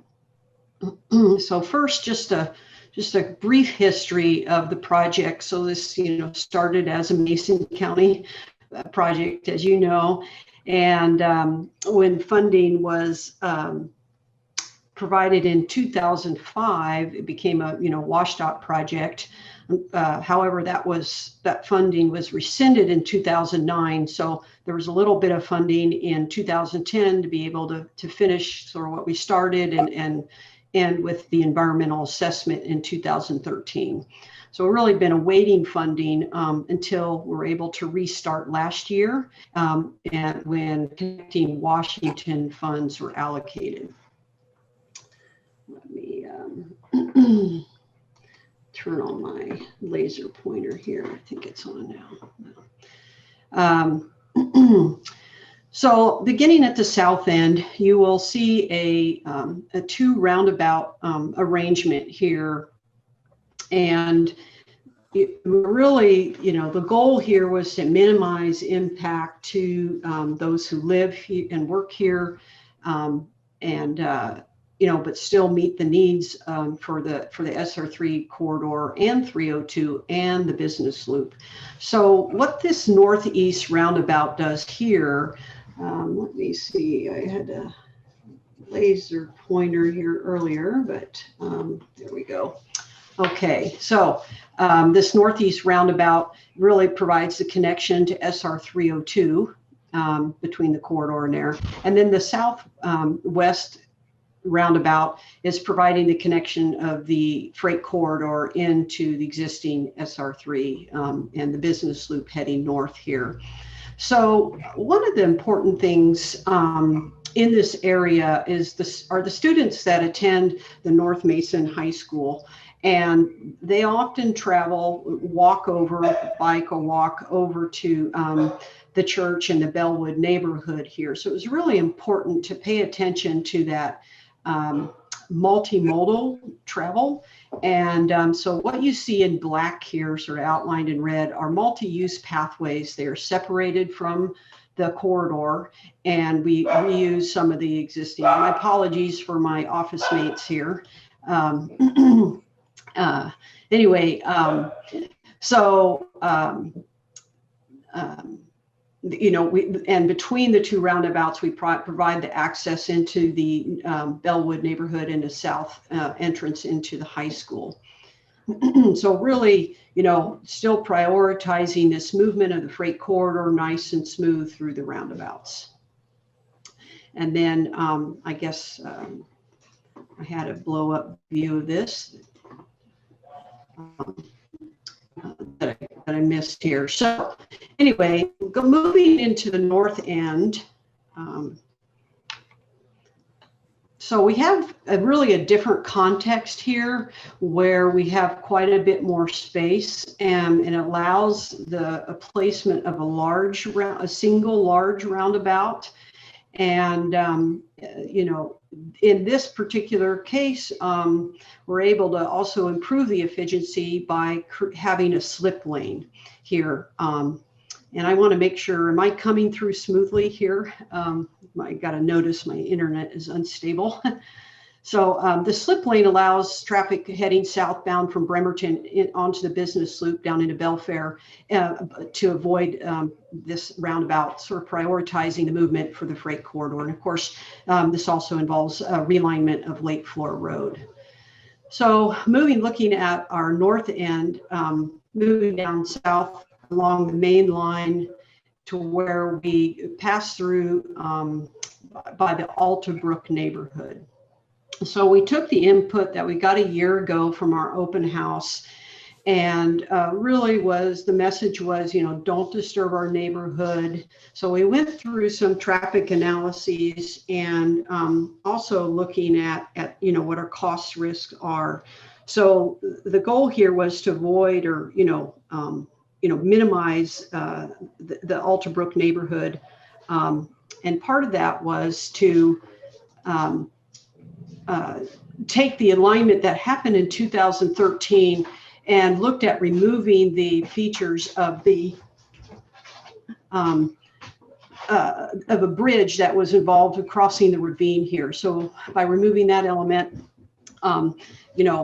we had to move a little bit west of the ravine, skirt that, as well as some wetlands. And then to sort of create the continuity for the Altabrook neighborhood, we moved the alignment to the east to get closer to the ravine and try to skirt the edge of that neighborhood, providing a bigger buffer between the corridor and the neighborhood. And so we get a little bit of an S curve through here, but really, you know, we well meet our standards for design and, not bisecting the neighborhood. So, and also another safety feature looking at design is providing 12-foot lanes with wide 8-foot shoulders. And that provides, safe movement with the wide shoulders. We have a total width of 120 feet for our wide right-of-way. Looking ahead, what is in our path next, is finalizing the connections and the path, the full length of the corridor. So we just recently entered the environmental phase, and that documentation is important for us to be able to go to the access hearing. So this public hearing, will evaluate our access points, set those in place so that we can prepare our right-of-way maps and then be able to move into real estate negotiations. And then that leads us, for construction to begin in spring of 2024 and estimated, it's a 2-season construction project, and completion estimated a winter of 2026. So if there are any questions, you can direct those, whether design and construction, you can direct those to me. My contact information is provided here. If there are any questions in regards to, so the details of the real estate issues for property owners, they can contact Lois Gilchrist. She is our acting real estate services manager for Olympic region, and her contact information is here. Also, we encourage people to go to our project website, which if you put in your browser SR3 Freight Corridor, you'll get a link to WSDOT's webpage for this project, and you can sign up for email alerts. We are in the process of updating this website and plan to do so periodically as we move forward. So I thank you for the opportunity to present our project and where we're at. My apologies for some of my office mates here. So Michelle, on the for the folks that are on the other side of the bypass there in the Alton neighborhood, what is their access and availability? On the other side of at this point, those properties would be, part of the take, and the parcels that we would purchase. And on the school district, originally we had it going into the bypass or into the roundabout for the kids coming out. Apparently now it looks like it's back in the middle again. Hard to tell from the picture. Is that right turn out only? They have to go through the traffic circle to go back the other way down 302. And then if they want to go into school, they have to go past the school into a roundabout to come back and make a right turn in only. Okay, hold on. It stopped sharing my screen here for a minute. Let me get to the screen that you're talking about. So at the south end. So this screen here, you're talking about this movement right here, yeah. Students coming from the school. So it looks yes, like it's sorry, right out only for the school district then. What's the yes, speed limit between there? Yes, there would be a right out only. You can see the extension of these chicanes here to prevent the movement from, say high school students wanting to be able to move left. But yes, so they would move through here to head north or get onto SR 302 east. They would do a right out and navigate this roundabout and then be able to make their choices here. So the Bellwood neighborhood also similarly, they need to go south, would come out and they would navigate through this roundabout and then be able to head whatever direction they're going here. What's the speed limit in between the two? That is 20 miles an hour, I believe. And I don't have 20 miles an hour, 25 at most. But that's our standard for but because of the closeness of these two roundabouts being very close together, there really isn't an opportunity to accelerate through here. The way the roundabouts are designed are to create those slow speeds for the safe navigation of other users, such as pedestrians and bicyclists on these pathways. And also for the round, and you'll notice here that there's not a perfectly round shape to the roundabouts here, and part of that is optimizing those speeds, the entrance angles into the roundabout, and then you'll also notice here the pass through for large oversized vehicles. There will be bollards in place. But by keeping the smaller roundabouts, we're able to mitigate what we need for larger oversized vehicles to be able to navigate these roundabouts. And similarly here, use the pavement that exists already on 302 for these other features. And you'll see the orange here for oversized vehicles. So, how many parcels are you looking to take out of the Alton community? I believe, I'm thinking here, well, that was fresh on my head a few weeks ago. I believe it's around 8 parcels. Some of those are the ones that would lose access. They're east of the corridor. And then some of those are the ones that are moving, the corridor actually passes through. So, and we've minimized the number of properties in the Alta neighborhood that would be impacted by the corridor.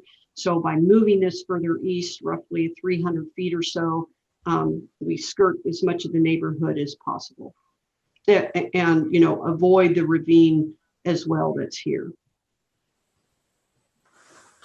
So, with the S curve, we've moved as far east as we can on this. So, and keeping the safe distances there. So you're going to buy up all that on this bottom side, all that? Yes, they're actually, as far as these parcels right here, they're really just a few parcels here.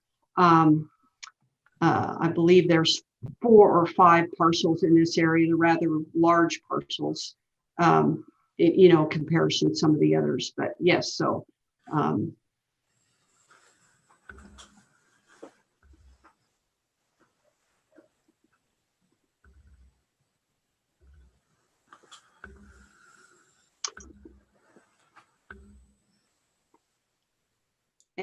As far as, what this, we're coming up out of the south end and moving here. And, there's a number along the way, a number of wetlands that we were skirting, really trying to, maintain the buffers. We were in 2 watersheds, and in one watershed is to Hood Canal. And then the other watershed is to North Bay, where, there is no, allowance for in lieu fees when you disturb wetlands. So what this corridor is doing here through Alderbrook neighbor is really to do what we can to minimize the impact to the neighborhood as a whole by staying as far east as we can, and yet still being able to skirt what we need as we move north. There are some wetlands up here, and again, a very costly structure would be required to be able to pass through the ravine. So what the proposed alignment does is it really keeps from dividing the neighborhood. This is really, and by removing a roundabout or an intersection here, we are protecting the neighborhood from through traffic and, quite a bit of extra noise that happens when trucks and vehicles start and stop. So it helps minimize the noise impact and the activity impact, and while maintaining, really this corridor is to help reduce congestion. And so by keeping a nice smooth alignment and avoiding the intersection, what we do is stay with the purpose and need of the project, which is to have an efficient corridor and to help reduce the congestion that is through Belfair. Does that answer your question? Yes.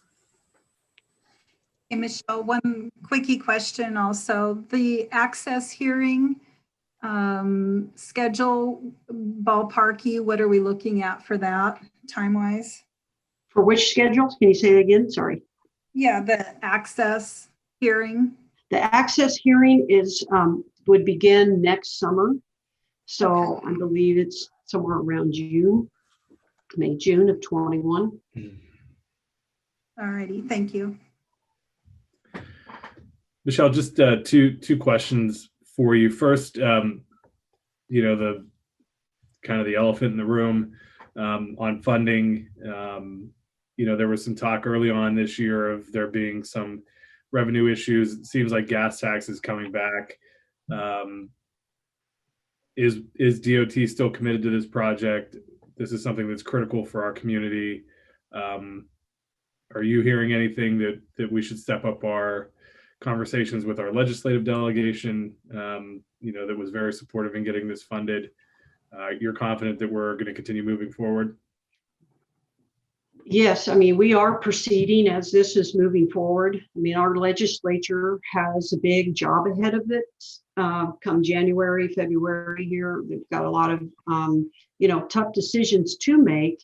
At this point, the corridor is, maintains a priority to design this. We really will not hear until March or April what that decision is. As far as our level of confidence as a project team, that at this point, we're proceeding with design until we hear otherwise. At this point, there's been no messaging that this project is at risk. But that again, the legislature has some really tough decisions to make moving forward.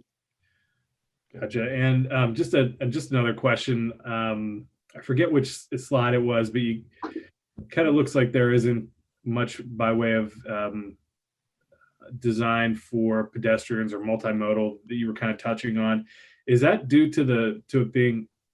Does that have anything to do with the designation as a freight corridor, or since it's coming through the UGA, kind of what's the thinking there, and how were we able to how was that kind of determined, I guess, to be left out? Are you referring to, say, a shared use path that would align with it? Yes, at this point, there is no funding for that.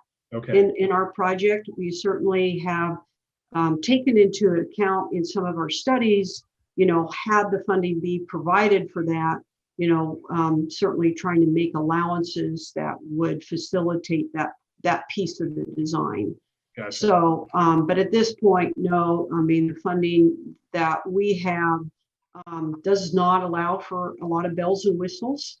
Mm-hmm. Certainly there is a need at the south end where there is currently, multimodal traffic, and we need to, certainly provide that route for the students, across the freight corridor. And part of that is in the design speed and the separated pathways. These are, 10-foot wide pathways. So being able to continue that north along the corridor, that would certainly have to be, a future element. Gotcha. I appreciate that clarification. Thank you.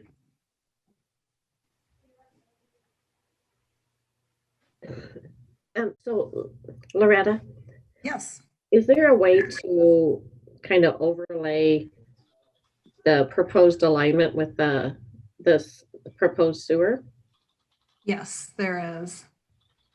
I would just be curious to see how that meshes together. Yeah, absolutely. Yeah, and I will add, we've met with the Public Works Department previously, doing some coordination on that. We certainly have that intended as we move forward with all the stakeholders involved in the project. And we are in the midst of doing that along the main line. We focused at the end connections at first, so we certainly have been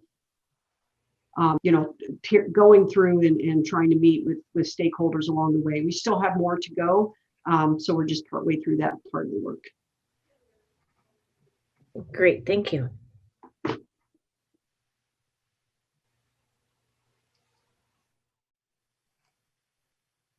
Thank you, Michelle. You're welcome. Thank you. All right. Okay. Next up, Ian, are you still there? Or were you there, Ian? Yes, I'm here. Trying to get all right. Still here. Good deal. Okay, commissioners, we now have Ian Lee with Skillings. And Ian is here to present a status report on the Romance Hill connector design.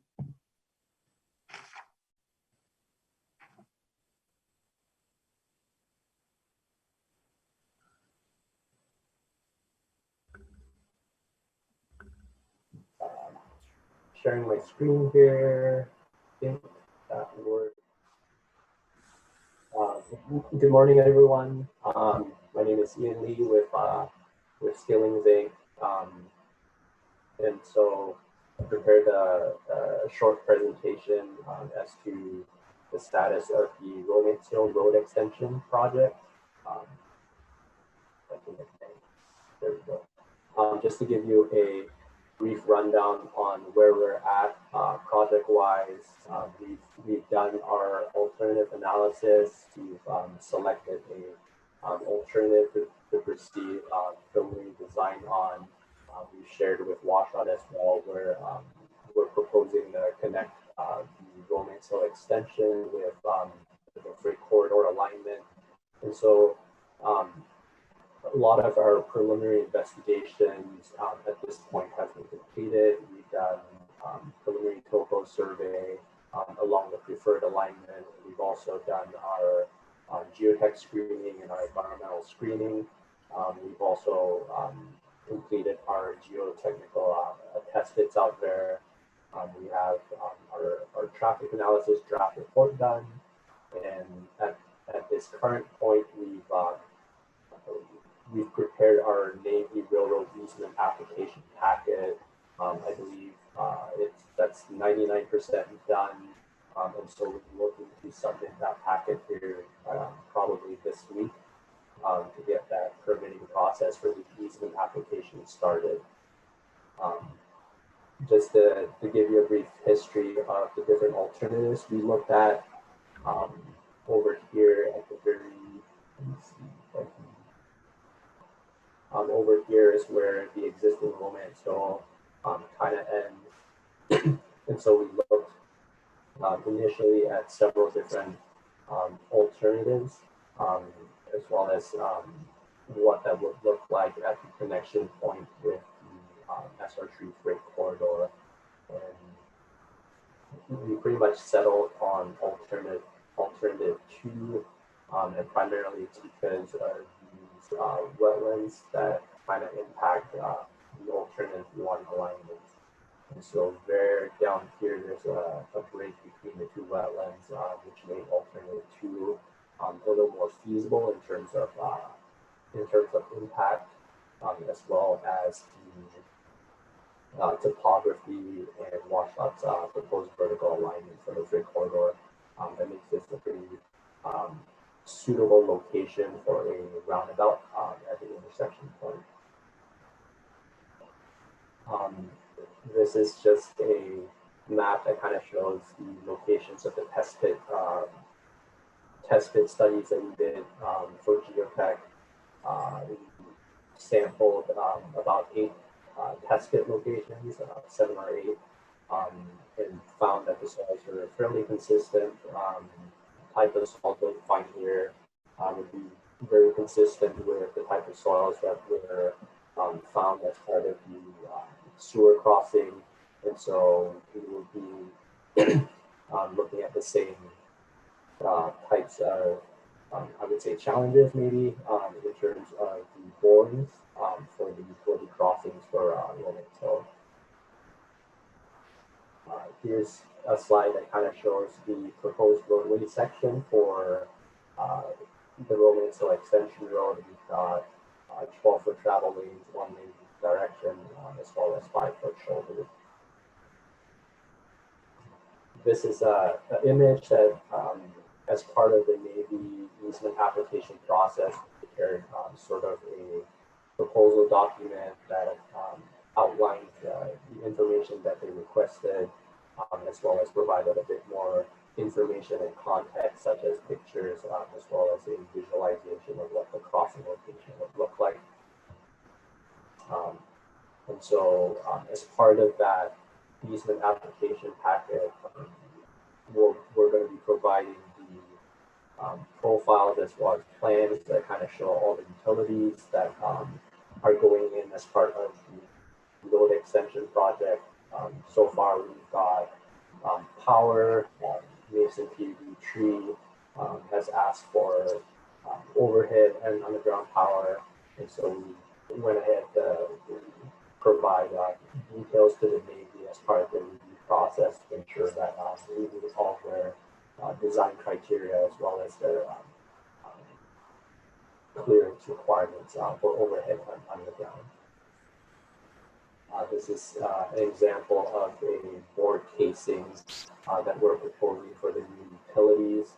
And what we'd be doing is to do a shared casing, so a outer casing with a casing spacer that kind of holds the remainder of the utilities that are crossing as well. We've got power from HPUD, we've got water and sewer for Belfair, water district number 1, as well as fiber lines for CenturyLink and grid broadband. We've also looked preliminarily at the concept of the roundabout for the connection point, and we haven't fully fleshed out the concept of the connection point, and so that kind of brings us to where we're at in terms of next steps for the project. Our immediate goal is to submit the application, easement application packet, so kind of get that process started. And then as part of our phase 1 scope of work, we're going to be completing the remaining preliminary design elements such as storm drainage, the roundabout geometrics, and then cost estimates, and then wrapping that up with a alternatives analysis memorandum that kind of summarizes and captures what we've done here in phase 1.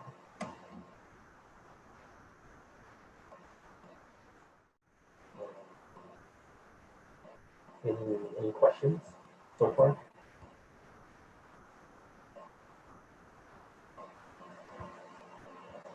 Since there's not going to be access to the other side of the road, is a roundabout going to be necessary? In terms of the connection point for the roundabout, Romance Hill, at the top of Romance Hill, since there is not going to be any access to the other side of the highway, can it just be just a simple intersection? I think initially there was talk about having a 4-way stop, but this future leg of the this fourth leg of the roundabout really is to serve the water treatment plant. This eventually will link to a frontage road for the water treatment plant, as well as future development in this area, I suppose.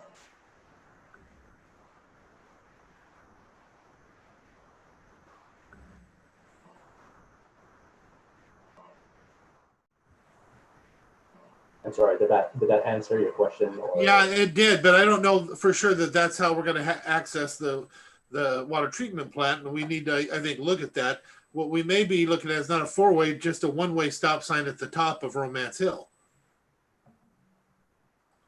Over on this side? Yeah, if you take it all the way up to the top where you intersect here at the roundabout, if you're just intersecting into the bypass, so to speak, it may just be a stop sign at the end of Romance. I believe we talked about that initially in terms of what that would look like, and my understanding of that is through discussions with WSDOT and the county as well, that a roundabout is the preferred intersection control. That's correct, Ian.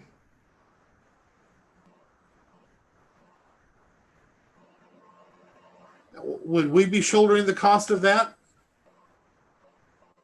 That would be future development. That's a conversation we need to have with commissioners, but our assumption is that would be a cost borne by future development.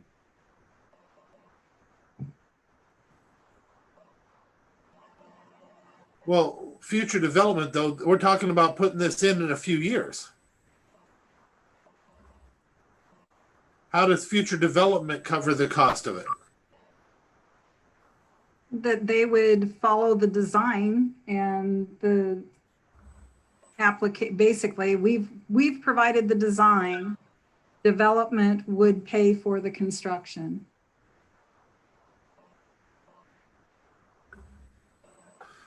Wow, when did that? this was supposedly, this is why we put money aside. This was supposedly a design for the county to put in.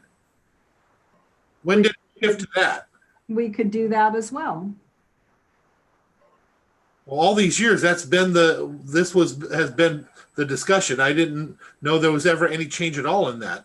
And that's why I'm talking about just a stop sign there at the end instead of a roundabout for just access to the one side, since we're not even going to the other side. Yeah, DOT has a right out of the gate, any intersection with the state highway is right out of the gate a roundabout design. Okay, we'll have to have further discussions on that, because that doesn't, when you have one road coming off, that not necessarily doesn't make sense. I see it all up and down the highways as I travel them now. I can understand when you have a four-way, as this one looks like it is. Well, there's also three-legged roundabouts. There's lots of different designs for the roundabout.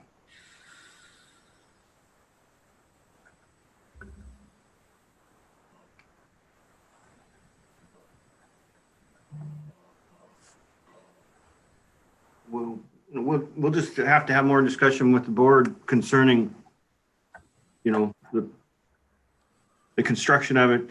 It would be probably cheaper to be done during the construction of SR3 freight route than to come back obviously later and install something like that through the developers. But you could set it up to where the county funds it initially and then some kind of program for development to do some kind of reimbursement. Yeah, I'd like to have some conversation. I'm just blown away how these things just happen, and all of a sudden it shifts from everything that the commission had put forward for all these years. This has been what we put money away for. I don't understand how we keep missing these historic pieces.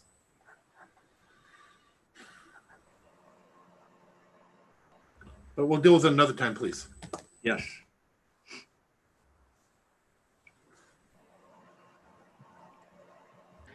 Ian, could you walk through the easement with the Navy and what that all entails and what our expectations should be with that? That's been a concern of mine from the beginning here, and just kind of want to get, maybe dial in on that a little bit more from your perspective. Are you talking about in terms of the process, the timeline, or what ultimately we get out of the application process? Yeah, that'd be great. So the easement application for the Navy is the timeline wise, we kind of anticipate that the Navy initially does their first review in terms of the submission. And so they have a singular point of contact. I think that's Alan Burdick. And so he takes the packet, reviews it, and then makes a recommendation of to proceed or not. But then they handle that internal coordination. And so part of that involves routing the packet throughout the Navy, through the different departments, as well as the railroad company, Genesee and Wyoming in this case, or part Puget Sound and Pacific Railway, which is part of Genesee and Wyoming, would be reviewing in terms of the engineering aspect of it. And so let me go back a couple slides here.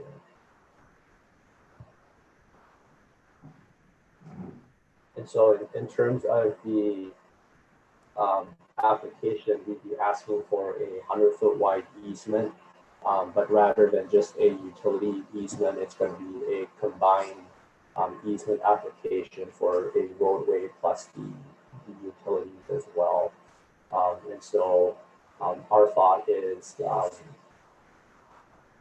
pretty quickly, I think we would know probability wise of what they'd be looking for in terms of the easement application. And so our thought is to get that process rolling, submit the documents as requested by the Navy, but then progress on design on the back end so that we're ready to go when easement application is approved.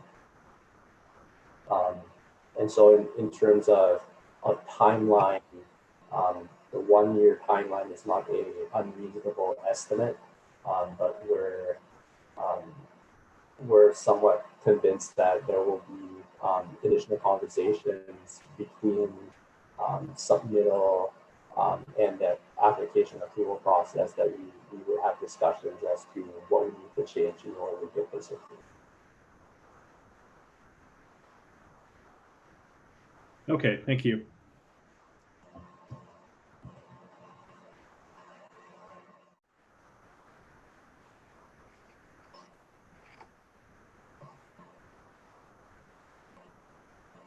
Any other questions, commissioners, for Ian or for ourselves? I have nothing right now. I'm sure I will. I'm just kind of trying to absorb everything. So thank you.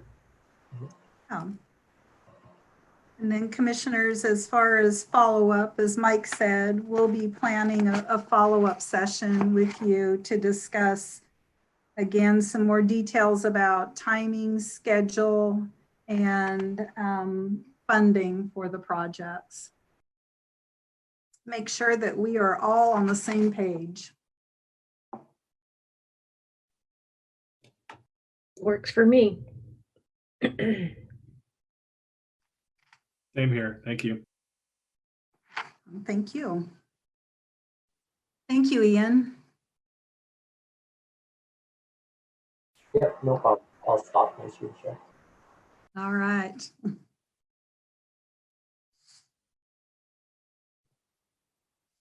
Have a great rest of the day. Thanks, Ian. Thanks, Ian. Thank you. Okay, commissioners. Sorry we ran a little late on you. We'll wrap up. If you still want to spend time to talk a bit about Log Yard Road. So this is the connection east from SR3 out to the freight corridor. And Mike and Dave can give you a quickie update on that. Yeah, originally we were going to do a similar setup as Romance Hill with the consultant, but after we analyzed this project with our staff, we decided that we could do this in-house. We don't have a railroad crossing to deal with or anything, so this is pretty straightforward. We are just here in preliminary. We haven't got a slideshow to show you or anything. So we will be setting up meetings with WSDOT here in the next few weeks to get the information from them where their alignment is in this area, because that's the key. There's other wetlands that have already been delineated and other obstacles. So we feel pretty confident we can come up with a good alignment to connect up to the freight corridor. So, and in terms of stakeholders, we've also been coordinating with Bremerton and their transportation folks as well, because this alignment also has a leg on the other side. So it's a 4-leg roundabout that would connect on up to the port property, and a planned extension of a road from the port down to Lake Flora. So we've got collaboration to do and continue to do with the city of Bremerton and the port.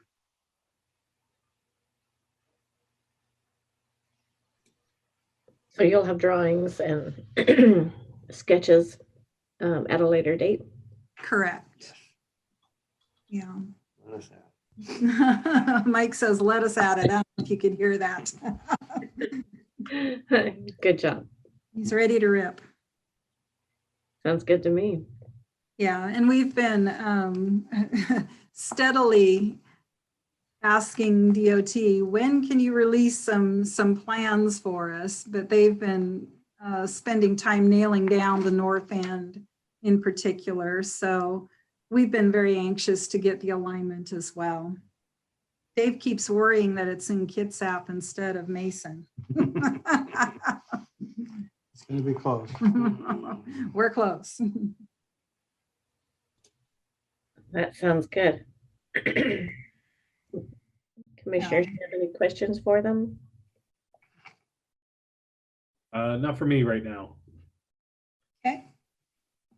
And so this project is, as you know, commissioners, on our TIP that was just recently approved. So we can get rolling on that beginning of the year. Well, we've already been scoping and rolling to some degree, but as an official project that is on our TIP. Well, it's exciting to me to see that it's, it's moving.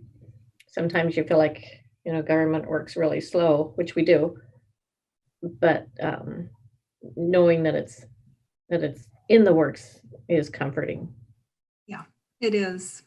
We've also been having some preliminary conversations with folks about the west side of SR3 as well. So lots of transportation planning in the north end for sure. It's fun watching the growth.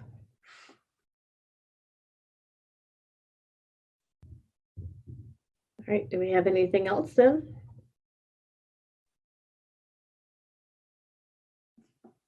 Nothing from our end, unless commissioners, in terms of just for our follow-up items, we need to talk money. So we'll plan a follow-up to talk about the financing and funding on the sewer project as a separate item, and then also to talk about our planned construction and financing for our connector road projects as well. All right, sounds good. Great, thank you. Thank you. All righty. Anything else, commissioners? Do we have any follow-up items? I'll try to be back by 1:30. All righty. Perfect. Sounds like. See you then. Thank you, guys. Thank you. Thanks. Thank you.